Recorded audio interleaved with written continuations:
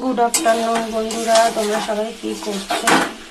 আমি করছি রান্না। ওই এখন 1:10-15 হয়তো হবে। আমার রান্না শেষ অবশ্য। তো রান্না আজকে তো নিরামিষ, আর নিরামিষ হলে একটুখানি রান্নাটাও বেশি হয়। তো এটা হচ্ছে ভাত, এটা হচ্ছে পালং শাক, আর হচ্ছে একটা ডাল লেবু পাতা দিয়ে, ধনিয়া পাতা দিয়ে নয়, লেবু পাতা দিয়ে ডাল হয়েছে। আর এটা তো জানোই আমার সঙ্গী। আর এটা হচ্ছে একটা জিনিস বানাবো, সেটা শেয়ার করব পরে আজকে।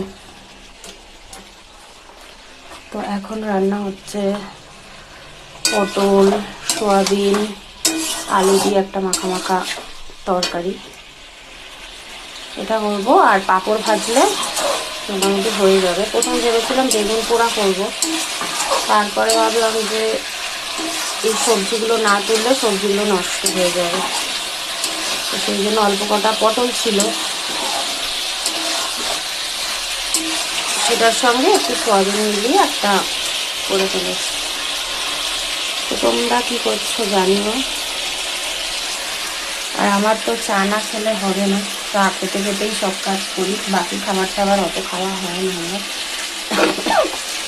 আর একটা সমস্যা শীতকালে হয়, সেটা হলো আমার জল খাওয়া একদম হয় না। জল খেতেই ভুলে যাই আমি, কেন জানি না, জল খেতেই ভুলে যাই। চলো টাটা।